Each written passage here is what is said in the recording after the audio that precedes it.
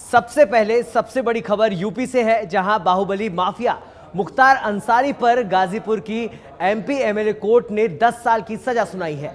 इसके साथ ही कोर्ट ने 5 लाख का जुर्माना भी लगाया है। लेकिन इंसाफ की चाल देखिए कि 2005 में कृष्णानंद राय की हत्या हुई थी, जिसके बाद आगजनी और बवाल भी हुआ था। 2007 में गैंगस्टर एक्ट में केस दर्ज हुआ और 2023 में फैसला आया। बुलेटिन में दूसरी बड़ी खबर बीकानेर से होगी, जहां मुख्यमंत्री अशोक गहलोत ताबड़तोड़ जनसभा कर रहे हैं। कई विकास कार्यों की घोषणाएं भी कर रहे हैं। आपको बता दें कि महंगाई राहत कैंपों का मुख्यमंत्री अवलोकन भी कर रहे हैं। दरअसल महंगाई राहत कैंप को सफल बनाने का जिम्मा खुद सीएम अशोक गहलोत ने संभाल रखा है। तीसरी बड़ी खबर की बात होगी दिल्ली से है, जहां सीएम केजरीवाल के बंगले के रिनोवेशन पर सियासत जारी है। अब एलजी ने मामले में एक्शन लिया है और 3 दिन में पूरे मामले पर रिपोर्ट भी तलब की है। तीनों खबरों पर रहेगी नजर, तो अगले आधे घंटे तक बने रहिए हमारे साथ।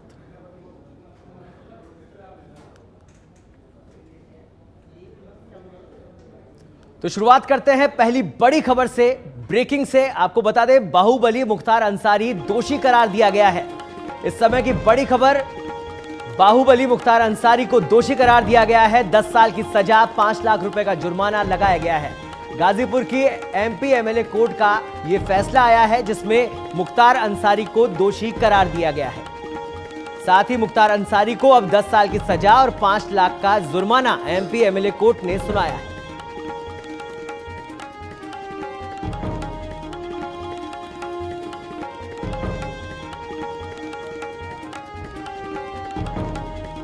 तो मुख्तार अंसारी से जुड़ा हुआ मामला, जिसकी बड़ी खबर हम आपको इस समय बता रहे हैं। मुख्तार अंसारी को एमपी एमएलए कोर्ट ने सजा सुनाई है, 10 साल की सजा सुनाई है और 5 लाख रुपए का उसे जुर्माना भी पड़ना पड़ेगा।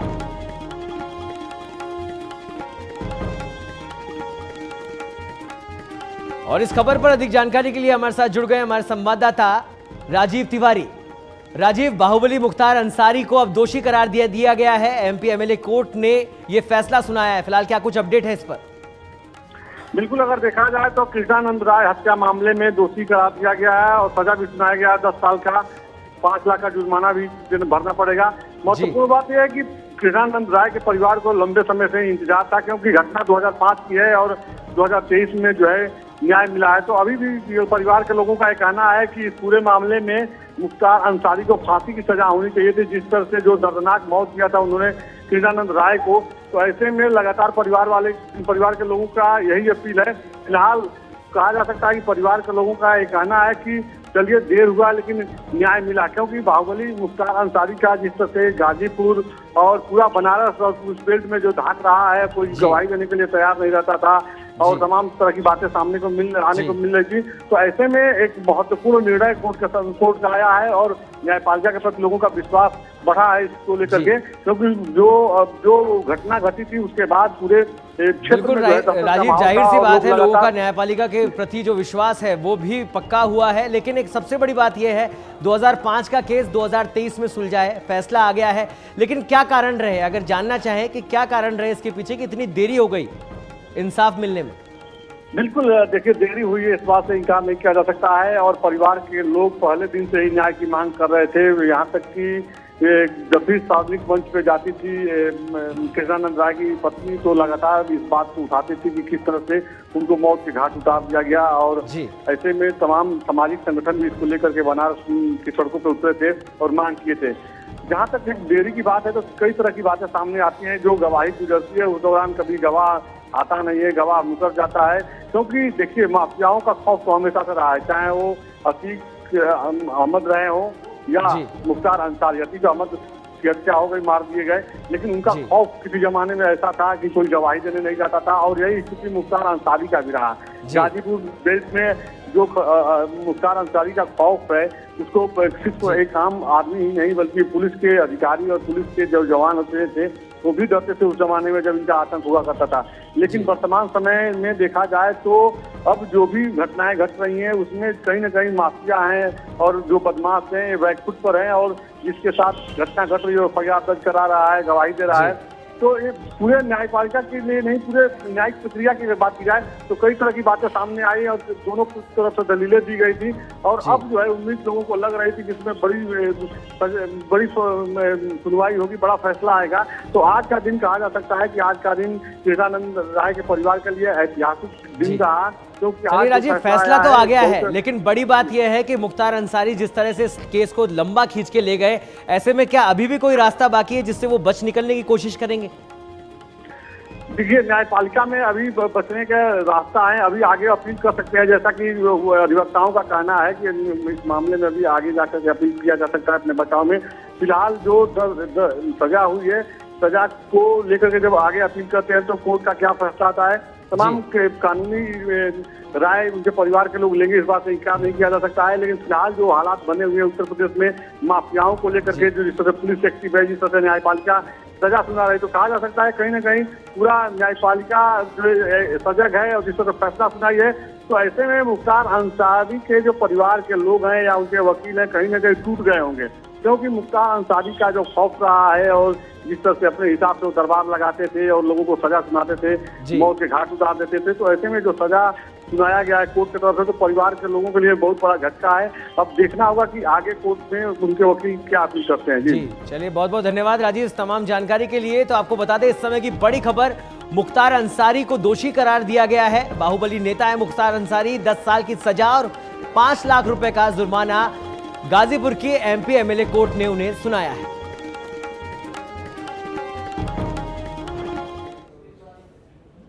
विधानसभा चुनाव में अब कुछ ही महीने बचे हैं। चुनाव को देखते हुए सीएम अशोक गहलोत ने भी अपनी तैयारियां तेज कर दी है। सीएम अशोक गहलोत ने आज सीकर में जनसुनवाई की। इसके बाद सीएम गहलोत बीकानेर के श्री डूंगरगढ़ पहुंचे, जहीं गुसाईसर में राजकीय प्रभा ओझा स्वास्थ्य सेंटर के भवन और स्टाफ क्वार्टर्स का सीएम ने लोकार्पण किया। इसके बाद सीएम ने धीर देसर में शहीद नायक राकेश चोटिया की मूर्ति का अनावरण भी किया। इस मौके पर सीएम अशोक गहलोत ने धीर देसर में प्राथमिक स्वास्थ्य केंद्र बनाने की घोषणा भी की।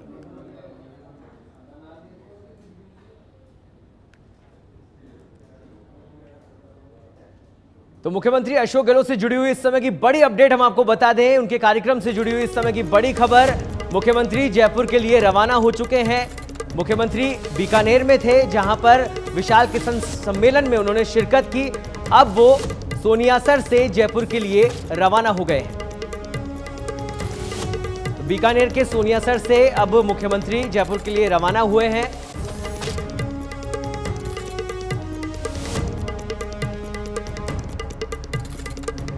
आज बीकानेर दौरे पर है मुख्यमंत्री अशोक गहलोत, जहां पर विशाल किसान सम्मेलन में उन्होंने शिरकत की, आमजन से मुलाकात की, किसानों से मुलाकात की। और इस खबर पर अधिक जानकारी के लिए हमारे साथ जुड़ गए हमारे संवाददाता दिनेश डांगी। दिनेश, आज बीकानेर के अंदर मुख्यमंत्री का दौरा रहा और अब वो जयपुर के लिए रवाना हो गए हैं। फिलहाल किस तरह का दौरा था, किन किन लोगों से मुलाकात हुई, किस तरह का दौरा रहा? जी देखिए, सीएम अशोक गहलोत पिछले 3-4 दिन से विभिन्न जिलों के दौरे पे थे। दशनासर किसान सम्मेलन से उन्होंने आगाज किया, उसके बाद बीकानेर को रात्रि विश्राम किया, फिर गंगानगर में 2 जगह उन्होंने कैंप का अवलोकन और सभा को संबोधित किया और उसके बाद कल 4 जगह मुख्यमंत्री अशोक गहलोत गए, रावतसर, तारानगर, सीकर, वहां भी उन्होंने महंगाई राहत कैंप का अवलोकन किया और आज उन्होंने सोनियासर में अंतिम अपना दौरा किया। वहां पर सबसे पहले शहीद की मूर्ति का अनावरण किया, कैंप का अवलोकन किया और सभा को संबोधित करने के बाद वो जयपुर रवाना हो गए। बताया जा रहा है कि जयपुर में कोई मौसम खराब होने की वजह से हेलीकॉप्टर लैंडिंग की वजह से प्रोग्राम जो था थोड़ा शॉर्ट रखा गया, जिसके चलते सीएम अशोक गहलोत जयपुर रवाना हो चुके हैं और जयपुर शाम को स्वामिनी प्रसादी का आयोजन रखा है स्पीकर सीपी जोशी ने और आज उनकी मैरिज एनिवर्सरी भी है और लगातार रंधावा सचिन पायलट ने जाकर उनको शुभकामनाएं दी है।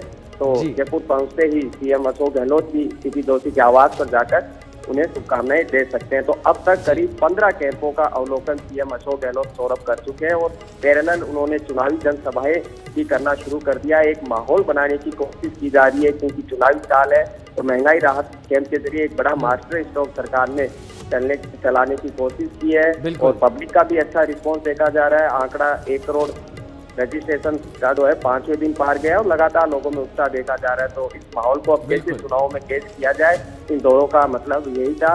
और आगामी 30 जून तक ये महंगाई राहत कैंप पूरे राजस्थान में लगेंगे। बीच में कर्नाटक चुनाव कैंपेन में जाएंगे सीएम अशोक गहलोत और आगे भी इस तरह उनके सौरभ कैंपों के अवलोकन और जनसभाओं को संबोधित करने के बिल्कुल चुनावी साल है और एक कहीं ना कहीं सकारात्मक माहौल जो है वो राज्य सरकार की तरफ बनता हुआ भी दिखाई दिया। लेकिन जैसा कि आप बता रहे हैं, आज आखिरी दौरा था सीएम का, ऐसे में अब आगे की कमान किसके हाथ में रहने वाली है? कोई ऐसा चेहरा सामने आया है?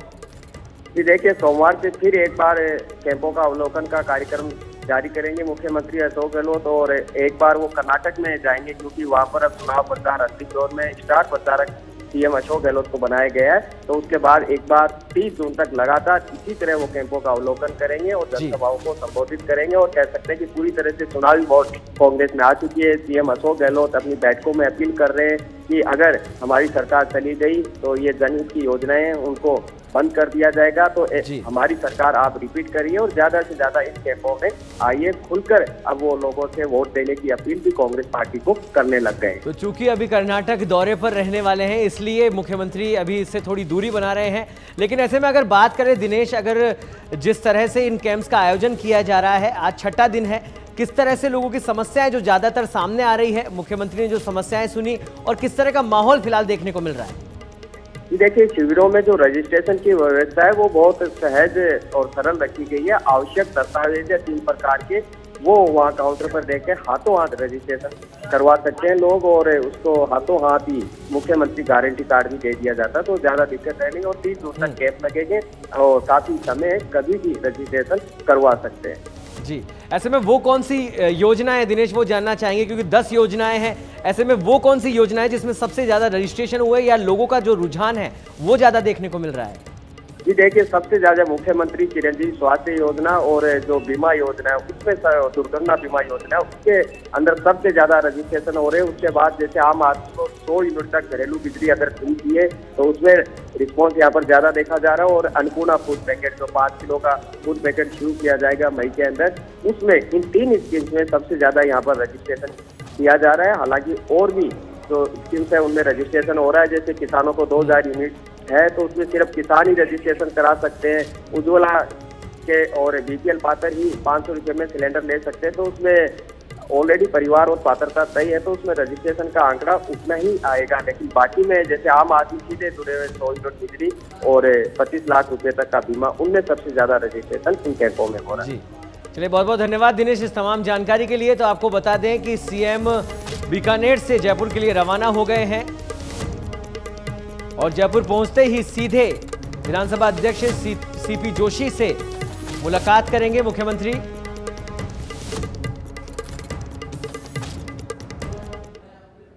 इस समय की बड़ी खबर हम आपको बताते हैं जो कि हनुमानगढ़ से आ रही है। हनुमानगढ़ पुलिस का बड़ा एक्शन सामने आया है। हनुमानगढ़ पुलिस की बड़ी कार्रवाई जिसमें रावतसर में 2 नशा तस्करों को गिरफ्तार किया गया है। 2 क्विंटल 80 किलो डोडा पोस्ट जब्त किया गया है। इस समय की बड़ी खबर हम आपको बता रहे हैं। हनुमानगढ़ पुलिस की बड़ी कार्रवाई, रावतसर से 2 नशा तस्करों को गिरफ्तार किया गया है। आरोपियों से पिस्तौल भी बरामद की गई है। पिस्तौल और कारतूस बरामद किया गया है। रावतसर में 2 क्विंटल 80 किलो डोडा पोस्ट बरामद किया है पुलिस ने और आरोपियों से पिस्तौल और कारतूस बरामद किए हैं। हनुमानगढ़ पुलिस की बड़ी कार्रवाई नशा तस्करों पर, इस समय की बड़ी खबर हम आपको बता रहे हैं।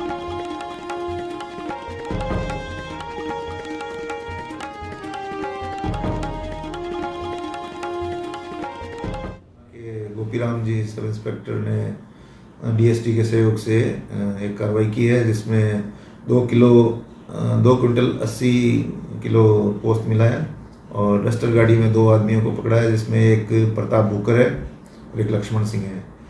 प्रताप भूकर जो है वो रेंज स्तर का टॉप 10 में वांटेड था और इनामी मुलजिम है। इस कार्रवाई में प्रताप भूकर के पास में पिस्टल और कारतूस भी मिले हैं और इसमें अनुसंधान भी किया। तो आपको बता दें इस समय की बड़ी खबर हम आपको बता रहे हैं। हनुमानगढ़ पुलिस की बड़ी कार्रवाई जिसमें 2 नशा तस्करों को गिरफ्तार किया पुलिस ने। आरोपियों से पिस्तौल और कारतूस बरामद किया। साथ ही 2 क्विंटल 80 किलो डोडा पोस्ट भी पुलिस ने बरामद किया है। तो हनुमानगढ़ पुलिस का नशा तस्करों पर बड़ा एक्शन देखने को मिला है, जहां पर रावतसर में 2 नशा तस्करों को पुलिस ने गिरफ्तार कर लिया है और आरोपियों से पिस्तौल और कारतूस को बरामद किया गया है।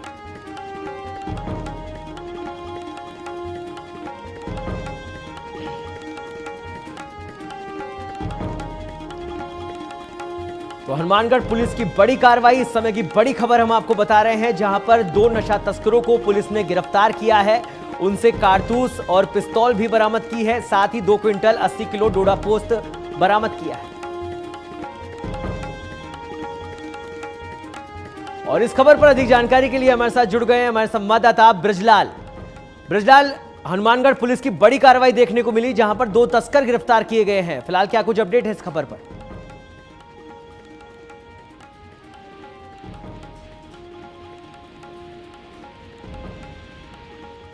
लिए ब्रजलाल से फिर जुड़ेंगे, इस समय उनसे संपर्क नहीं हो पा रहा है, लेकिन आपको बता दें इस समय की बड़ी खबर, हनुमानगढ़ पुलिस का बड़ा एक्शन, नशा तस्करों पर 2 नशा तस्कर गिरफ्तार किए हैं पुलिस ने, उनसे पिस्तौल और कारतूस बरामद की है।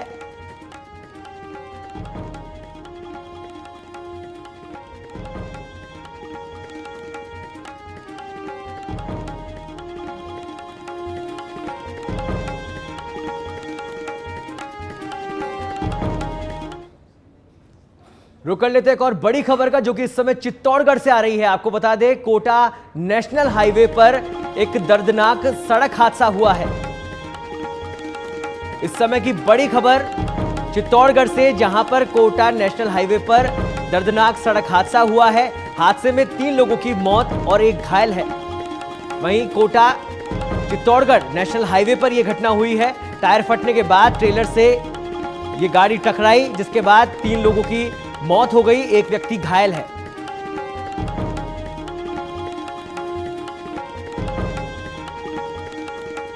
चित्तौड़गढ़ कोटा हाईवे पर यह दर्दनाक सड़क हादसा, ये तस्वीरें देख रहे हैं, भयंकर तस्वीरें देख रहे हैं आप इस समय कोटा चित्तौड़गढ़ हाईवे पर की, जहां पर यह दर्दनाक सड़क हादसा हुआ है। टायर फटने के बाद यह घटना हुई। हादसे में 3 लोगों की मौत हुई और 1 घायल हुआ है। टायर फटने के बाद ट्रेलर से कार टकराई, जिसके बाद 3 लोगों की मौत हो गई इस हादसे में और 1 व्यक्ति घायल हुआ है। इस समय की बड़ी खबर हम आपको बता रहे हैं चित्तौड़गढ़ कोटा नेशनल हाईवे से, जहां पर एक दर्दनाक सड़क हादसा हुआ है और इस हादसे में 3 लोगों की मौत हो गई है और 1 व्यक्ति घायल हुआ है।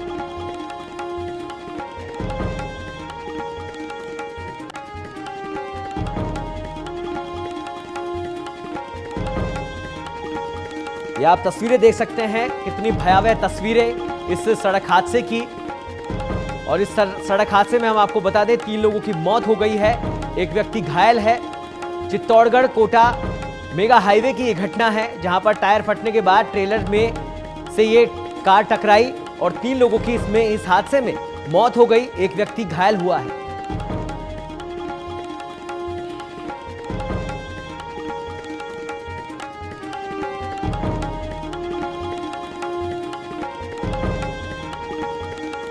और इस खबर पर अधिक जानकारी के लिए हमारे साथ जुड़ गए हैं चित्तौड़गढ़ से हमारे संवाददाता पीयूष। चित्तौड़गढ़ कोटा हाईवे पर एक दर्दनाक सड़क हादसा देखने को मिला है, फिलहाल क्या कुछ अपडेट है इस पर? जी देखिए शाहरुख, ये जो 4 लोग कार में सवार होकर अहमदाबाद से कोटा की ओर जा रहे थे, तभी जो नेशनल हाईवे 27 है उस पर एक कार का जो टायर है वो फट गया, जिससे अनियंत्रित होकर कार दूसरी ओर जा रही एक ट्रेलर में जा घुसी, जिससे कार में सवार 3 लोगों की मौके पर ही मौत हो गई, जबकि 1 व्यक्ति जो घायल था उसे चिकित्सालय में भर्ती कराया गया है। मौके पर लोगों की भीड़ जमा हुई थी, उनकी सहायता से कार में फंसे शवों को पुलिस ने निकाल कर और चिकित्सालय में पहुंचाया और जो घायल व्यक्ति है उसे भी चिकित्सालय पहुंचाया, जहाँ उसका उपचार जारी है। जी बहुत बहुत धन्यवाद पीयूष इस तमाम जानकारी के लिए। तो आपको बता दें इस समय की बड़ी खबर चित्तौड़गढ़ से, जहां पर चित्तौड़गढ़ कोटा हाईवे पर एक दर्दनाक सड़क हादसा हुआ है, जिसमें 3 लोगों की मौत हो गई है।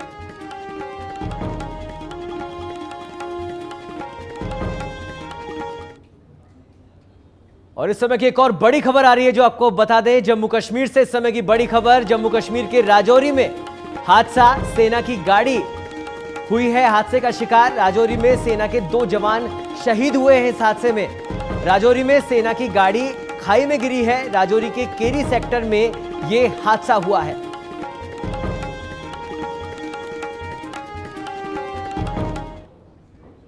रुक कर लेते हैं एक और बड़ी खबर का, जो कि इस समय उत्तर प्रदेश से आ रही है। अतीक अशरफ हत्याकांड से जुड़ा हुआ यह मामला है, जिसको लेकर इस समय की बड़ी खबर, बड़ी अपडेट हम आपको बता रहे हैं। मामले में तीनों आरोपियों की न्यायिक हिरासत बढ़ा दी गई है। कोर्ट ने तीनों की न्यायिक हिरासत 14 दिन के लिए बढ़ाई है। मामले में अगली सुनवाई अब 12 मई को होगी।